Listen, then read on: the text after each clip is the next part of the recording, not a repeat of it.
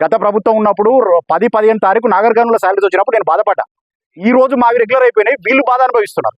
నేను ఎందుకు చెప్తున్నా అంటే ఈ రోజు మేము ఒక చిన్న సూపరింటెండెంట్ ఆక్సిజన్ పైపులు 2 పట్టకపోతే వాళ్ళని సస్పెండ్ చేస్తున్నారు, ఎలుక కొరికితే సూపరింటెండెంట్. మరి ఈ రోజు దీనికి బాధ్యత ఎవరు వహించాలా? ఈ నెలల ఈ సిస్టమ్ చేంజ్ అవుతుందని 3 నెలల నుంచి ఫైనాన్స్ డిపార్ట్మెంట్ 3-4 మెమోలు ఇష్యూ చేసింది. 3-4 మెమోలు మీరు మార్చుకోండి, డీడీఓ హైదరాబాద్ పీడీ అకౌంట్ అని. మరి దీనికి ఈ రోజు నైతిక బాధ్యత ఎవరు వహిస్తారు? కమిషనర్ గారు వహిస్తారా, ఫైనాన్స్ గారు ఆఫీసర్ వహిస్తారా? ప్రభుత్వం వాళ్ళ మీద చర్యలు తీసుకోవాలని డిమాండ్ చేస్తున్నా. ఎందుకంటే డాక్టర్లకు జీతాలు రాకపోతే ఎట్లా బతుకుతారండి?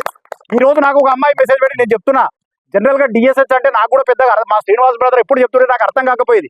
కానీ అమ్మాయి మెసేజ్ పెట్టింది, సార్ మా ఫాదర్ దగ్గర అప్పు తీసుకున్నా సార్, దయచేసి నాకు ఇప్పియండి సార్ అంటే. ఎట్లా ఇప్పియాలి చెప్పండి? హాలిడేస్ ఈ రోజు కూడా నేను చెప్తున్నా కదా, శాలరీస్ వచ్చినాయండి, ప్రభుత్వం లెవెల్లో మిస్గైడ్ చేస్తున్నారు.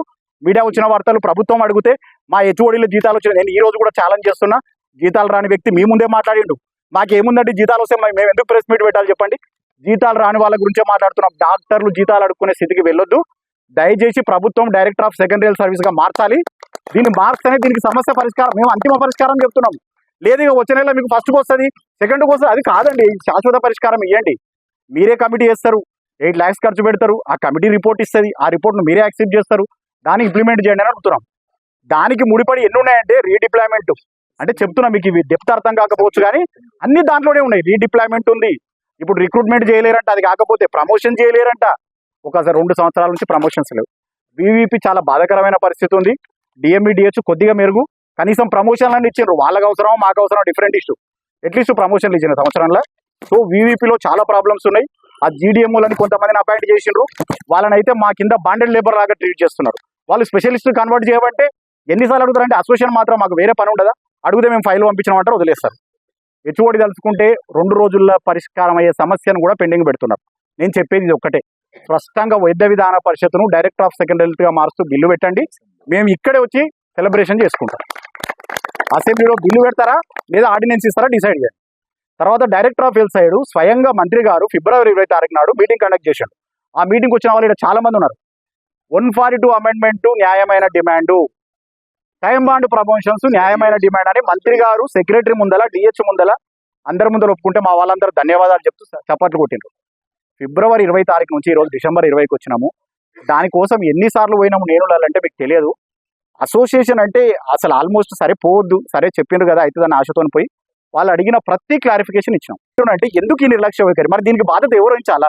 మా హెచ్ఓడీలను అడిగితే మా వాళ్ళు ఏమంటారు, మాకేందండి మేము పంపించేసినాం, అక్కడ అడిగితే అయిపోయిందండి, ఫైల్ అక్కడ ఉంది ఇక్కడ ఉంది అంటారు. ఇంకా మేము ఈ ఫాలోఅప్ చేయలేము. అందుకనే తెలంగాణ ప్రభుత్వ వైద్యుల సంఘం ఒరిజినల్గా ఏ రూపానికి వెళ్ళో ఆ రూపానికి వెళ్తుంది. తర్వాత డిఎంఈ సైడ్ మీకు చెప్తున్నానండి, ఈరోజు ఏ సూపరింటెండెంట్లను ఏమైనా అయితే చర్యలు తీసుకుంటారు. ఏవోలకు బ్రహ్మ విద్యలు ఏం రావు, అడ్మినిస్ట్రేటివ్ ఆఫీసర్స్ వాళ్ళు. నేనేమంటున్నా, మీరు సూపరింటెండెంట్లకు స్వేచ్ఛ చేయండి. సూపరింటెండెంట్ ఒక అవుట్సోర్సింగ్ ఎంప్లాయీని పెట్టుకోలేడు, తీసేయలేడు. సూపరింటెండెంట్కు బడ్జెట్ ఇయ్యరు, బడ్జెట్ ఖర్చు పెట్టలేడు. ఏం పవర్స్ ఉన్నాయండి? కాళ్ళు చేతులు కట్టేసి వాడిని సస్పెండ్ చేస్తే ఏమొస్తుంది? ఏం రాదు, ఉన్న విషయం చెప్తున్నా.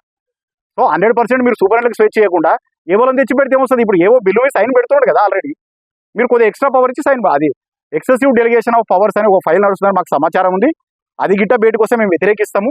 అది చాలా స్పష్టంగా చెప్తున్నా. డిఎంఈలో చాలా విషయాలు ఉన్నాయి. పెరిఫెరల్ అలవెన్స్ చెప్తున్నాము, దీని గురించి కూడా చాలా స్పష్టంగా చెప్తా. పెరిఫెరల్ మెడికల్ కాలేజ్ అలవెన్స్ అనే పదము నిజంగా మీకు చెప్తే ఆశ్చర్యపోతారు. ఈ ఇస్తామన్నది ప్రభుత్వమే. న్యాయంగా చెప్పాలంటే మా దాంట్లో మల్టిపుల్ ఉండడం వల్ల నేను చెప్పిన ఎవ్వరు చెప్పలేదు. ప్రభుత్వమే అరే వీళ్ళని ఎట్లా పంపించాలి ఆసిఫాబాద్ అని ఆలోచించి పెట్టింది. చాలా సంతోషము. అయితే తర్వాత కాలక్రమం ఏమన్నారు, 32 కాలేజీలు అయితే ఇవ్వలేము, మీకు 9 ఇస్తామన్నారు. సరే అన్నాం. అన్న తర్వాత 9 ట్రైబలా కాదని ఒక లెటర్ రాస్తారు ట్రైబల్ డిపార్ట్మెంట్. ఆసిఫాబాద్ ట్రైబల్ కాదని ఒక లెటర్ ఇస్తుంది ట్రైబల్ డిపార్ట్మెంట్. ఇంకా ఆసిఫాబాద్ కాకపోతే ఎక్కడ వస్తుందండి? ఆసిఫాబాద్ కాదంట, అది పోయి కరెక్ట్ అడవిలో ఉండాలంట. మరి ఆసిఫాబాద్ ఎవడు పోతాడు? ఎందుకు అడుగుతున్నాం అలవెన్స్? హైదరాబాద్లో మేము డాక్టర్లు అంతా ఫ్యామిలీ సెటిల్ అయిదామని వచ్చినాం. మమ్మలను కాలేజీలు వచ్చినాయి, సరే విద్యార్థుల భవిష్యత్తు గురించి మేము కూడా పోయినాం. సరే పోయినప్పుడు పనిష్మెంట్ లాగా జీతం తగ్గుతుంది, మాకు పెంచండి అని అడిగాం. దాని నేపథ్యమే ఈ అలవెన్స్ పరిస్థితి ప్రస్తుతానికి. ఇది ఇంకా ఇక్కడే తిరుగుతుంది ఆ ఫైలు. ప్రభుత్వ ఉత్తర్వులు వచ్చినాయి, దాన్ని ఇంప్లిమెంట్ చేయాల్సిన బాధ్యత హెచ్ఓడి మీద ఉంటుంది. ఆర్డర్స్ ఇవ్వండి అంటే ఫైల్ పంపించినామంటారు, ఇది ఎక్కడ న్యాయం అండి? సిఏఎస్ అసోసియేట్ ఆర్డర్లు ఇవ్వాలి, ప్రొఫెసర్లు ఆర్డర్లు ఇవ్వాలి. 18 నుంచి నేను చెప్తున్నా కదా, ఇష్టం లేకపోతే ఎట్లనైనా తిప్పుతారు వీళ్ళు. తర్వాత associate last time professor promotions మీకు ఇచ్చిండ్రు తెలుసు. నేను కూడా ఇప్పుడు ప్రభుత్వాన్ని రిక్వెస్ట్ చేస్తున్నా, రిలాక్స్ చేసి ప్రమోషన్లు ఇవ్వండి. తర్వాత ప్రతి ప్రభుత్వ ఉత్తర్వును కూడా ప్రమోషన్లు పబ్లిక్ వెబ్సైట్లో పెట్టండి. ఎవరికి ప్రమోషన్ వచ్చిందో తెలియదు, ఏ రోస్టర్ పాయింటో తెలియట్లేదు. తర్వాత నిమ్స్ స్కేల్స్ అనేటివి కొద్దిగా మంచిగా ఉంటాయి. ఇప్పుడు కొత్త కట్టే సనత్ నగర్ టిమ్స్ లో ఏం స్కేల్స్ ఇస్తామంటారు? మరి మేము 20 సంవత్సరాల సర్వీస్ ఉంది కదా, మాకు నిమ్ స్కేల్స్ అని ఇవ్వండి అని అడుగుతున్నాం. వాళ్ళకి అసలు ఎవరు వస్తారో తెలియదు, ఎవరు అపాయింట్ వాళ్ళకి మాత్రం ఏం స్కేల్స్ అంటున్నారు. మరి మాకు ఇవ్వండి నిమ్ స్కేల్స్. తర్వాత రిక్రూట్మెంట్ జరగబోతుంది ఇప్పుడు. దానికంటే ముందు మన డైరెక్టర్ ఆఫ్ హెల్త్ వివిపిలో చాలా మంది సర్వీస్ ఎన్నో 20 సంవత్సరాల సర్వీస్ చేసిన వాళ్ళు ఉన్నారు. ఆ మిత్రులకు కూడా సరెండర్ చేసినాకనే రిక్రూట్మెంట్ చేయాలి.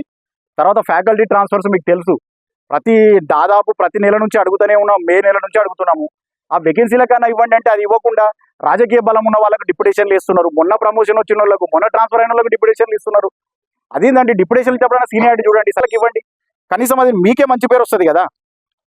దాని గురించి అడుగుతున్నాము. ప్రిన్సిపాల్ పోస్ట్ లేదు, MGM లో కూడా పోస్ట్ లేదు.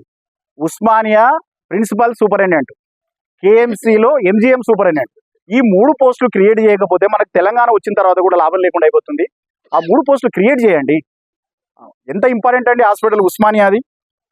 లేదు, ఆ బడ్జెట్ ఇస్తే దాంట్లో హాస్పిటల్ డెవలప్మెంట్ 500 కోట్లు అంటే 65%, అంటే మీరు దాదాపు 370 కోట్లు HDSకి వెళ్తుంది. HDSలు బలోపేతం చేసే సూపరింటెండెంట్లు కూడా ధైర్యంగా పనిచేయగలుగుతారు. అర్బన్ హెల్త్ క్లినిక్స్ అని తెస్తున్నారు, వాటికి సపరేట్గా రిక్రూట్మెంట్ చేసుకోండి, లేకపోతే సపరేట్ ఇన్సెంటివ్ ఇచ్చి చేసుకోండి అని చెప్తున్నాము. తర్వాత MNJ, తర్వాత సిద్దిపేట, ఇప్పుడు వాళ్ళకు వీళ్ళకు సర్వీస్ మ్యాటర్స్ కొట్టుకునే పరిస్థితి అయితే తయారైంది. MNJలో పరిస్థితులు ఘోరంగా దిగజారబోతున్నాయి. అంటే ఇవన్నీ ఏం చెప్పారు, దాదాపు మిత్రులందరూ చెప్పారు, నేను కూడా చెప్పిన. ప్రధానంగా ఇప్పుడు మనం ఈ రోజు మీకు తెలుసు, డైరెక్టర్ ఆఫ్ సెకండరీ హెల్త్ కానీ, అలవెన్స్ కానీ, 142 కానీ, ఈ 3 ప్రధాన డిమాండ్ల మీద మేము చాలా రిప్రజెంటేషన్లు ఇచ్చినాం. ఇప్పటికి కూడా చెప్తున్నాము ప్రభుత్వాన్ని స్పందించమని.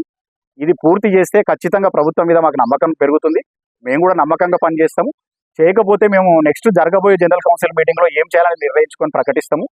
సో మేము మ్యాక్సిమం సానుకూల ధోరణితోనే చేయాలనుకుంటున్నాం. కానీ కానప్పుడు మేము అసోసియేషన్గా కూడా చాలా బ్లేమ్ కావాల్సి వస్తుంది, వీళ్ళు ఏం చేయట్లేదు అని.